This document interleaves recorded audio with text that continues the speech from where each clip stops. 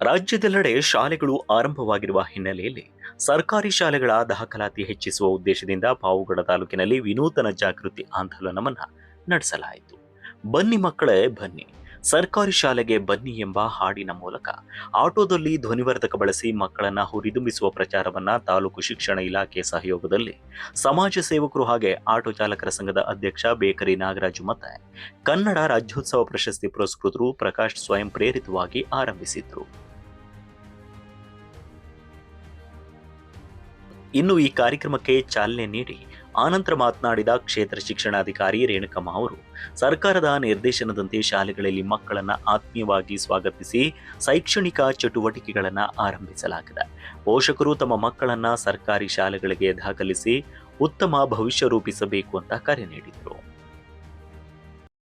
ಶಿಕ್ಷಕರು ಹಾಗೂ ಸಾರ್ವಜನಿಕರು ನಮ್ಮ ಆಟೋ ನಾಗರಾಜರವರು ಮತ್ತು ಪ್ರಕಾಶ್ ಅವರ ನೇತೃತ್ವದಲ್ಲಿ ಈ ದಿನ ತಾಲೂಕು ಮಟ್ಟದ ಶಾಲಾ ದಾಖಲಾತಿ ಆಂದೋಲನವನ್ನು ಹಮ್ಮಿಕೊಳ್ಳಲಾಗಿದೆ.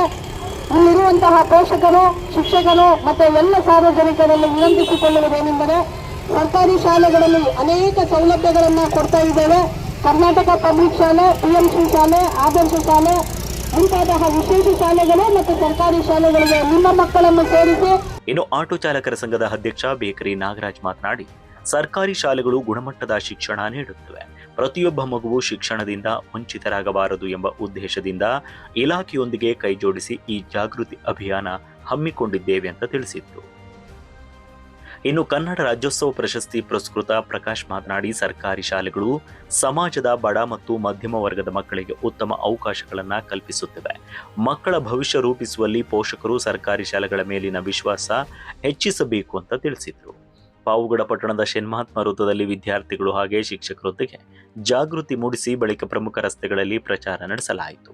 ಈ ವೇಳೆ BRC ವೆಂಕಟೇಶ್, ECO ವೇಣುಗೋಪಾಲ್ ರೆಡ್ಡಿ, ದೈಹಿಕ ಶಿಕ್ಷಣಾಧಿಕಾರಿ ಬಸವರಾಜ್, ಶಿವಕುಮಾರ್ ಹಾಗೆ ಮುಖ್ಯೋಪಾಧ್ಯಾಯರಾದ ಲಕ್ಷ್ಮೀ ನರಸಮ್ಮ, ರಾಮಾಂಜನೇಯಲು, ಸಾವಿತ್ರಮ್ಮ, ಸುಧೀರ್ ಸೇರಿದಂತೆ ಶಿಕ್ಷಣ ಇಲಾಖೆ ಸಿಬ್ಬಂದಿ ಹಾಗೆ ಶಿಕ್ಷಕರು ಉಪಸ್ಥಿತರಿದ್ದರು.